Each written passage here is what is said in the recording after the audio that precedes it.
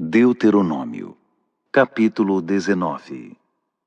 Quando o Eterno, seu Deus, lançar fora as nações da terra que está dando a vocês, e vocês se estabelecerem nas cidades e casas delas, separem 3 cidades de fácil acesso na terra que o Eterno, seu Deus, está dando a vocês como sua propriedade.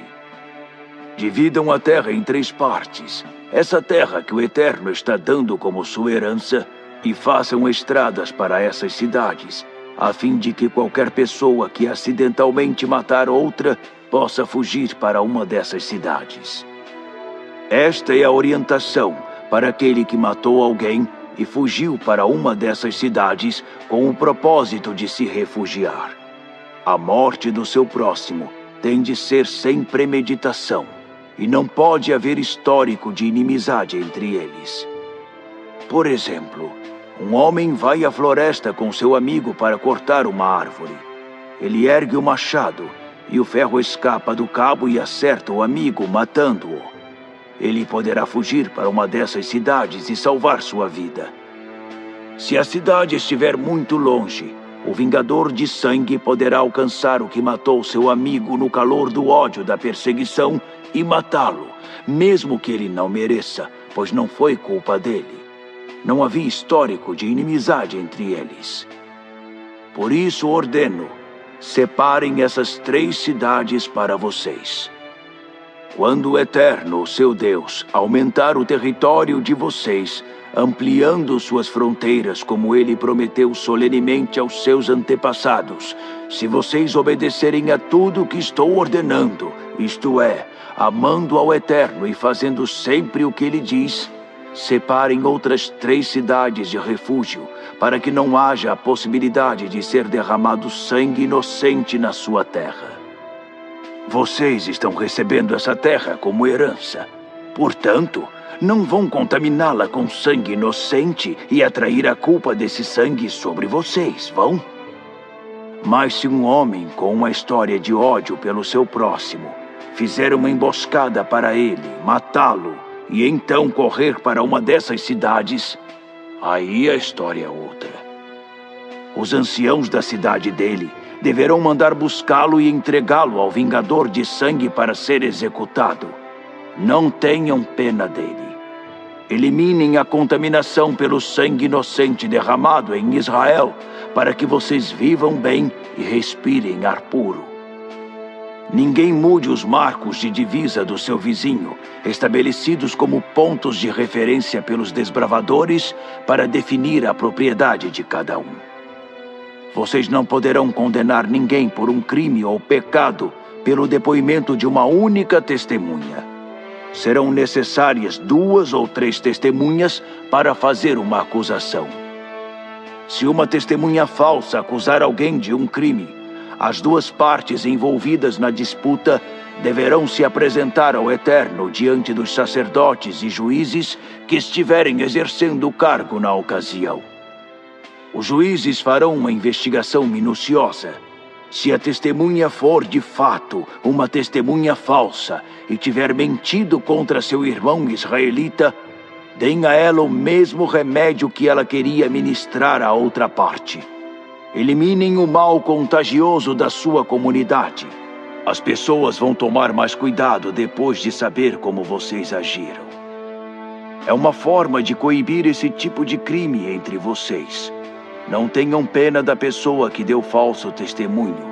É vida por vida, olho por olho, dente por dente, mão por mão, pé por pé.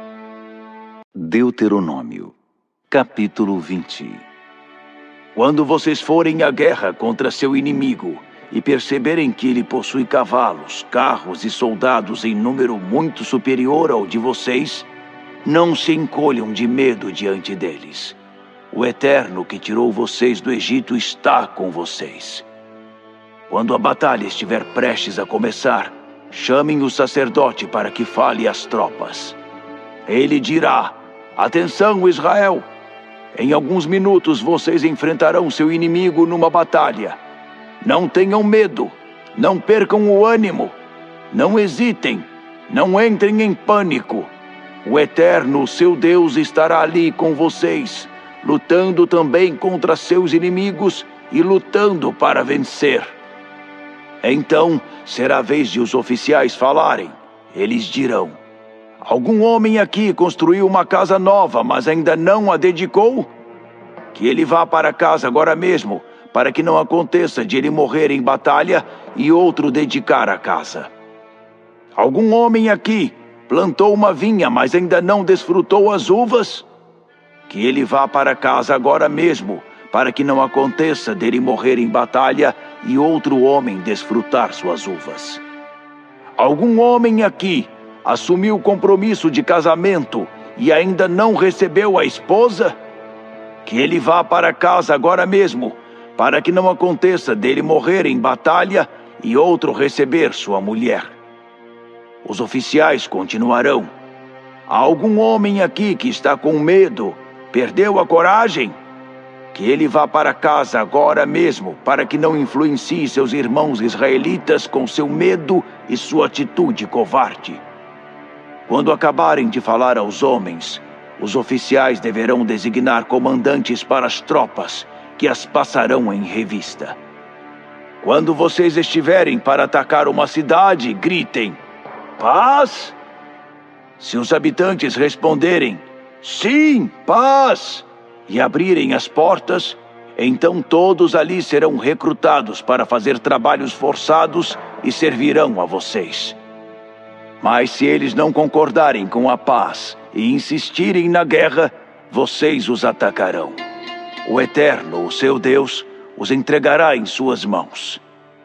Matem todos os homens à espada, mas não matem mulheres, crianças nem animais.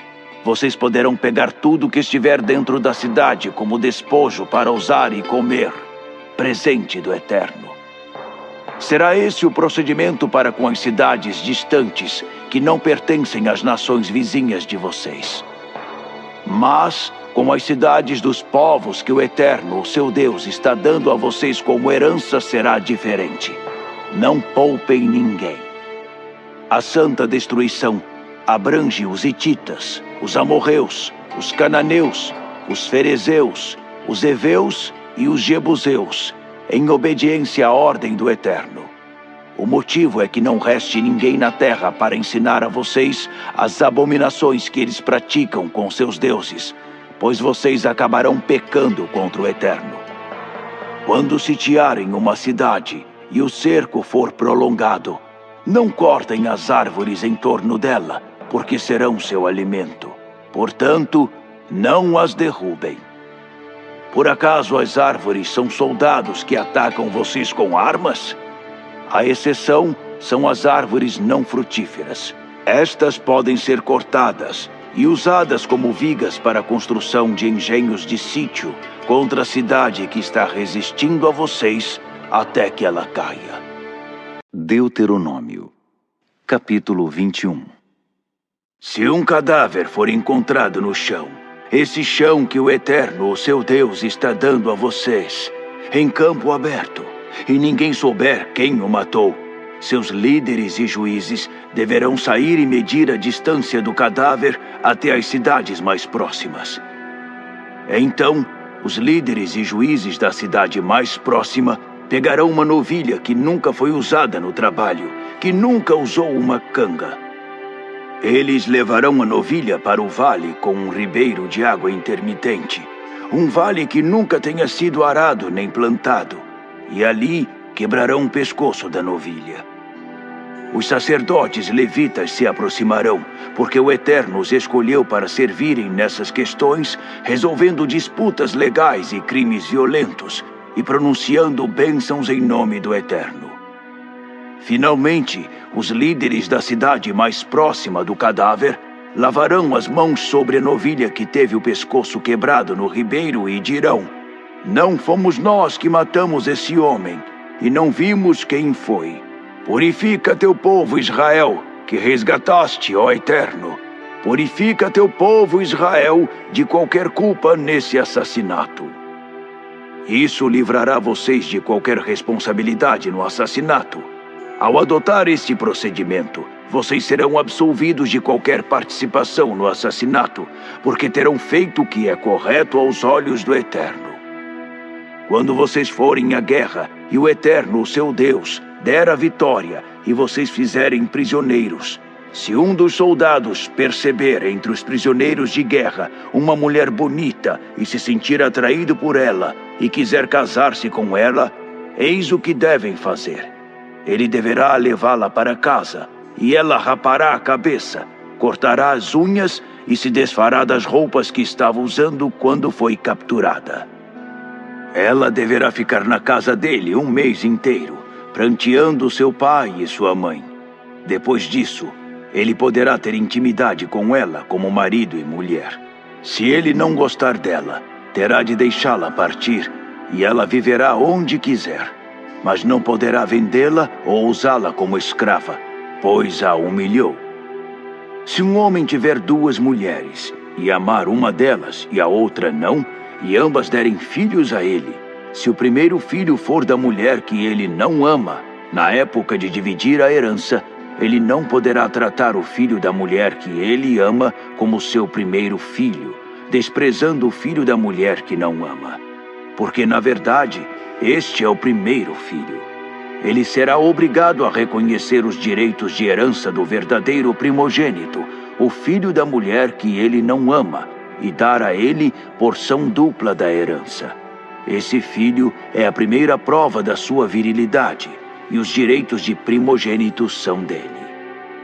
Quando um homem tiver um filho teimoso, um verdadeiro rebelde, que não faz nada do que seu pai ou sua mãe pedem, que não obedece a eles, mesmo que eles o disciplinem, então seu pai e sua mãe deverão levá-lo à força aos líderes na porta da cidade e dizer àquelas autoridades: este nosso filho é rebelde e teimoso, ele não nos respeita, é descontrolado e beberrão.